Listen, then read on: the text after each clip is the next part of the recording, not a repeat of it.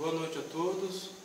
Hoje estou aqui a convite de um amigo José para falar brevemente, em palavras muito simples, sobre o que seja a transubstanciação.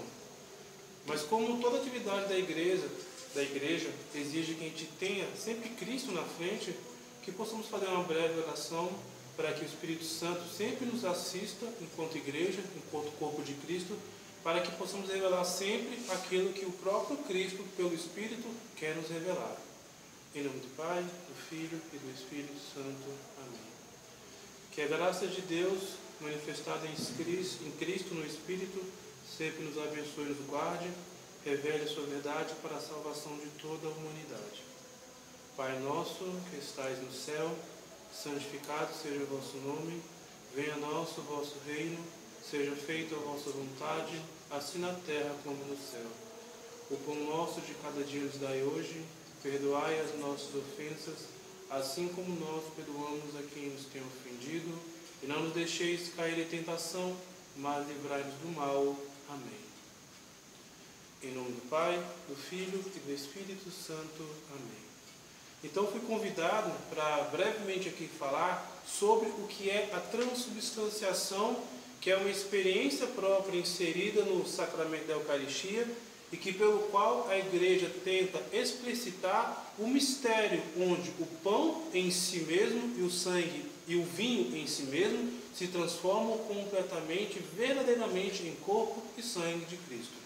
Então aqui vou introduzir e ler para vocês brevemente o trecho do Catecismo, parágrafo 1374. No Santíssimo Sacramento da Eucaristia estão contidos verdadeira, real e substancialmente o corpo e o sangue, conjuntamente com a alma e a divindade de nosso Senhor Jesus Cristo e, por conseguinte, Cristo completo. Esta presença chama-se real, não a título exclusivo, como se as outras presenças não fossem reais, mas por excelência, porque é substancial e porque ela se torna presente o Cristo completo, Deus e homem. Então aqui por este parágrafo fica claro que há uma distinção da presença de Cristo na Eucaristia e da presença e ação de Cristo nas realidades dos outros sacramentos. Mas antes de falar propriamente sobre o que é a Eucaristia e na Eucaristia, o mistério da transubstanciação, falarei brevemente sobre o que são os sacramentos. Dentro da Igreja Católica, e aqui eu falo para católicos, os sacramentos são realidades pelos quais, por mistérios do sinal visível, se faz presente a graça invisível. Ou seja, o mistério da salvação, realizado unicamente por Cristo, continua a ser comunicado para os homens ao longo da história através dos sacramentos, já que os sacramentos possuem uma realidade visível e uma realidade invisível. A realidade visível, a matéria, aquilo que possui uma sensibilidade perceptível, ela esconde uma graça íntima interna que nos é comunicada pela realidade material, a matéria, e que por ela somos configurados ao próprio mistério da salvação, de modo que cada sacramento em si mesmo, eles comunicam uma ação de Deus, já que Deus está presente na realidade de cada sacramento, e é Ele mesmo que garante a realidade e a eficácia de cada sacramento. A título de exemplo, o sacramento do batismo, ele possui uma realidade como qualquer sacramento, uma realidade material e uma realidade invisível que é a graça. A realidade material, a matéria, é a água, que ela possui uma forma, que é a oração específica colocada sobre esta matéria, e possui uma graça invisível.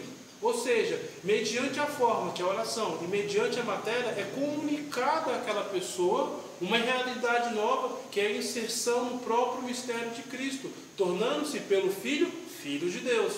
Então, cada sacramento sempre vai possuir uma matéria, uma forma e uma graça. E essas realidades são os instrumentos colocados para o corpo de Cristo, que é a igreja, para que Cristo continue a atuar na igreja, e pela igreja no mundo, santificando a igreja, e pela igreja santificando o mundo, já que não é possível pensar em igreja sem pensar na mesma enquanto o corpo de Cristo. E se a cabeça age, é o corpo todo que age, em virtude da graça da cabeça. E igreja e Cristo é o que chamamos, segundo Santo Agostinho, do Cristo total. Então, se ficou claro que os sacramentos são realidades sensíveis, visíveis, pelos quais são comunicados uma graça específica, assim adentramos claramente no que seja a realidade da Eucaristia. Pois cada sacramento, como foi lido aqui agora há pouco, ela possui uma ação específica de Deus, uma ação específica de Cristo, uma comunicação específica do Espírito Santo. No batismo, somos configurados a Cristo enquanto filhos de Deus, sacramento de iniciação. Na crisma, nós somos aprofundados na realidade própria dos mistérios do Espírito Santo e somos chamados a não ter vergonha da cruz de Cristo. Isso, sacramento de iniciação. A Eucaristia é um sacramento de iniciação. E essa tríade compreende a realidade básica de todo o mistério e de toda a santidade de todo cristão católico que é chamado a ter esses sacramentos. Nos sacramentos de serviço, matrimônio e realidade do sacramento da ordem, também são realidades que estão a serviço da igreja. Uma é chamada a aumentar o corpo de Cristo e outra é chamada a servir este corpo de Cristo de modo mais especial, que é o sacerdócio ministerial, pelo qual a Eucaristia se faz presente, assim como todos os outros sacramentos. E por fim também temos sacramentos de cura, realidades pelo qual Cristo continua a produzir aquelas mesmas curas relatadas nos evangelhos. Aí temos o sacramento da confissão ou penitência, pelo qual nós nos aproximamos de Deus e do poder dado à igreja, onde Cristo garante essa realidade para obter a absolvição dos pecados, mediante uma contrição ou atrição. E temos o sacramento da unção dos enfermos, onde nós somos perdoados por aqueles delitos que podemos confessar ou que não podemos confessar, garante, se assim Deus quiser, a saúde do corpo, mas sobretudo a saúde da alma. Então, todos esses fenômenos, todos esses 6 sacramentos colocados por mim, têm todos a ação de Cristo, mediante uma ação do Espírito Santo, quando o sacerdote faz a oração específica, chamando e invocando a ação do Espírito Santo. Qual a distinção desses sacramentos, 6 sacramentos colocados por mim, para o sacramento da Eucaristia? O sacramento da Eucaristia, isso para nós católicos, isso para nós que estamos inseridos em comunhão com a Igreja de Roma, Cristo está presente de forma real na Eucaristia. Quando digo de forma real, quero dizer, a pessoa do Cristo está inserida de forma subjacente naquela matéria, do pão e do vinho. Nos outros sacramentos nós temos uma ação viva de Cristo, mas no sacramento da Eucaristia temos prontamente o próprio Cristo na sua realidade de alma, corpo e divindade. A título de exemplo, é como se você pegasse o livro As Confissões de Santo Agostinho e lesse o livro. Ali nós temos uma ação do autor que expôs pela matéria da arte da escritura, do livro, aquilo que ele compreendia. Uma outra realidade é fazer a experiência própria do Santo Agostinho. Ora, na Eucaristia, o que nós temos? Uma presença total e completa de Cristo. De modo que nós, enquanto igreja, e nós, segundo a fé da igreja, na qual nós somos chamados a acreditar, nós sabemos e dizemos, de forma intuitiva, pela graça e pela fé, e pela tradição da igreja, que Cristo, tal como está na Pátria Celeste, ele também está presente de forma misteriosa na Eucaristia, sob as espécies do pão e sob as espécies do vinho. E nisso todo católico é chamado a crer, a aderir com uma fé suave, tranquila e livre. Então, se isso ficou claro, e se sabemos que pela fé que Cristo está presente totalmente na Eucaristia, nós também devemos dizer que, nesse sentido, toda a ação da igreja está focada na Eucaristia. Ou seja, a Eucaristia é fonte de todos os sacramentos, fonte da vida da igreja, pelo qual a igreja não tem uma outra origem ou um outro princípio de ação, um outro princípio original de ação, que não seja a própria Eucaristia. Mas também a Eucaristia é o fim de toda a igreja, ou seja, o escopo, a finalidade para o qual a igreja caminha. Pois se a finalidade de ser cristão é tornar-se santo, a finalidade de toda atividade eclesial é estar presente na Eucaristia. Nesse sentido, toda ação efetuada para a igreja, nenhuma se compara à ação litúrgica, pois no centro da ação litúrgica está o Cristo presente de forma real. Não temos apenas a ação, como nos outros sacramentos. Temos, sobretudo, na Eucaristia, a presença real e total de Cristo presente sob aqueles sinais preservados e acidentais do pão e do vinho. Então, se ficou claro que é desta realidade da Eucaristia que a igreja nasce, se é da Eucaristia e para a Eucaristia que a igreja se direciona. E não apenas isso, o próprio mistério do corpo de Cristo enquanto igreja está presente no altar, como coloca Santo Agostinho. Pois quando estamos na fila da comunhão e o padre fala levantando, ou o ministro extraordinário da Sagrada Comunhão, eis o corpo de Cristo, e nós respondemos amém, estamos admitindo que é em virtude do corpo de Cristo, da Eucaristia, que o próprio corpo de Cristo, igreja, está se relacionando. Então pensar no mistério eucarístico é também pensar no mistério da igreja. Pois não há igreja sem Cristo. Ou seja, não há igreja sem este mistério que Cristo colocou sob as mãos do sacerdote e sob o cuidado de toda a igreja, que nós chamamos Eucaristia. Então, se ficou claro o que seja o sacramento, que é uma realidade visível, que por ela e sob ela temos uma realidade invisível, que é a graça. Se compreendemos que no centro de todos os sacramentos temos a Eucaristia, que é a presença real e total de Cristo, devemos agora tentar compreender como esta realidade própria, essa realidade substancial, é transformada. Pois o que é transformado na Eucaristia, segundo aquilo que nos coloca a tradição da igreja, aquilo que a igreja nos ensina, não são os acidentes que mudam, mas são apenas unicamente a substância. E aqui agora entrarei na minha temática própria, serei breve, serei parcimônico, serei o mais claro possível, dentro dos meus limites, para tentar expor o que seja essa transubstanciação, que é a mudança da substância com preservação dos acidentes. Isso para entendermos. Mas quando eu digo entender, é jogar apenas um pouco de luz racional sobre este mistério, mas não esgota o mistério. O mistério continua na sua totalidade, ele continua na sua abrangência, na sua infinidade, que devemos sempre buscar. Mas vale ressaltar que o mistério eucarístico, ele está para ser vivido, está para ser consumido, está para ser propagado pela vida, antes do que ser entendido. Não adianta colocar o entendimento sobre o mistério eucarístico anterior à sua vivência. É necessário que vivamos, é necessário que façamos a experiência real e total deste Cristo, para então começarmos a ter sentido e a dar sentido a toda explicação de caráter racional, de caráter cognitivo. Então agora, sobre transubstanciação prontamente. Ora, na realidade sacramental, há sempre duas realidades. Uma realidade empírica, perceptível, material, contingente, e uma realidade não perceptível, que é a realidade da graça, invisível, que dá sentido ao fenômeno visível, que é apenas um sinal simbólico. Então, no sacramento, nós temos uma realidade simbólica, perceptível, e uma realidade que é a própria substância, a identidade, a essência, a natureza daquela coisa. Então, no sacramento da Eucaristia, nós temos um material visível, um material acidental, um símbolo, um sinal que representa o significado, o pão e o vinho. Então, o pão e o vinho são acidentes. Isto no sentido aristotélico da palavra. Ou seja, o que é um acidente? É uma realidade que ela em si não é necessária para a definição do objeto. E aqui ele vai distinguir substância. Substância é aquele elemento necessário para a definição do objeto. Então, exemplo, acidente em Aristóteles seria você estar sentado. Ou seria o corte de cabelo que você utiliza. Ou seria, no caso das mulheres, ou dependendo da cultura, no caso dos homens, de pintar as unhas, de vestir a roupa. Todos esses são elementos acidentais que podem estar inseridos na natureza ou não inseridos na natureza e não são necessários para a definição essencial do ser.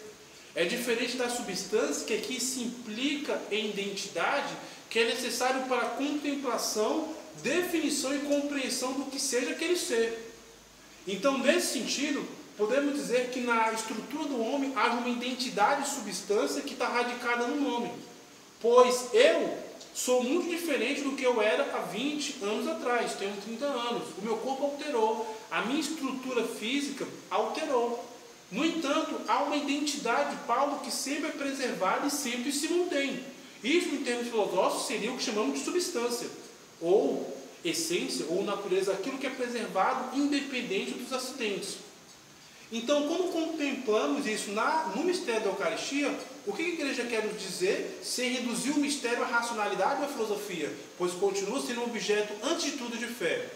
Que a transubstanciação é a mudança da substância do pão, preservando os acidentes e transformando a substância do pão em substância, corpo, alma e divindade de Cristo. Pois pela colocação aqui até então feita, a substância que define o ser, não são os acidentes, não é aquilo que é visível, empírico e, por assim dizer, contingente, mas é a substância. Então, nós temos no mistério eucarístico um grande paradoxo, pois os acidentes, depois da oração de epíclise, não apontam mais uma substância pão, mas apontam uma substância corpo, alma e divindade de Cristo. Ou seja, há uma transformação, não nos acidentes, mas uma transformação na identidade, na essência, na substância. Por isso, transubstanciação, mudança da substância, mudança da essência, mudança da identidade. É por isso que aqui existe um grande mistério, pois nós, enquanto cristãos católicos, acreditamos, não naquilo que vemos, mas naquilo que sabemos pela fé. Pois aquilo que vemos não é aquilo que acreditamos, e aquilo que acreditamos nós não vemos com os olhos da carne. Então, quando nós comungamos, o que nós sentimos enquanto gosto pelo paladar? Pão e vinho. Mas o que nós sabemos pela fé? Ali há substancialmente corpo, alma e divindade de Cristo. Então isso seria, em brevíssimas palavras, transubstanciação, uma mudança total e completa da substância, preservando aquilo que nós percebemos como empírico e como contingente, que são os acidentes eucarísticos, ou seja, o pão e o vinho. Então, com isso, termino minha breve explicação. Espero que tenha ficado claro para vocês que o mistério eucarístico é uma realidade própria, dupla. Nós temos uma realidade universal, atemporal, não transitória, que é a substância, corpo, alma e divindade de Cristo. E temos uma realidade que é transitória em si mesmo, que são os acidentes, que nós observamos, que é o pão e o vinho. Assim, podemos dizer, fazer uma alusão, que aqui se compara, em certo grau, com o próprio mistério de Cristo anterior à sua ressurreição. Pois nós temos no mistério de Cristo encarnado um corpo mortal e temos o sujeito deste corpo, que é a divindade do Filho de Deus, o Verbo. Temos uma realidade visível, um homem. E nesta humanidade temos inserido a divindade, já que no mistério do Cristo encarnado há apenas um sujeito, que é o Verbo, que assume uma natureza que lhe é própria como sujeito. Então, de certa forma, por comparação, por analogia, a Eucaristia segue este mesmo princípio. Nós temos, depois da oração de epíclise, na oração eucarística, aí logo após o prefácio, nós temos a realidade do pão visível, mas substancialmente não é mais pão, é sim corpo, alma e divindade substancialmente presente após a transubstanciação ou mudança de substância. Então, para encerrar agora esse vídeo, convido aquele que me convidou, o José, para que a gente possa fazer uma oração e encerrar esse vídeo sempre na paz de Cristo e no amor de Maria.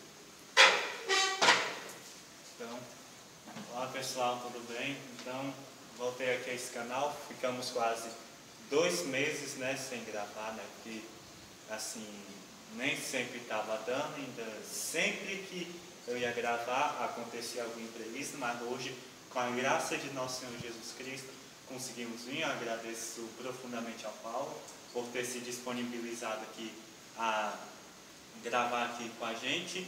E assim, eu digo que ele sempre está convidado, sempre que quiser voltar, fique à vontade, né? Estamos aqui à disposição. E vocês aí, pessoal, eu quero agradecer por esse vídeo. Temos mais de 100 inscritos. Eu falo assim, se vocês querem que continuamos, eu quero pedir uma meta de like. Eu não vou falar assim, não, tem que vir 15, tem que vir 30, não.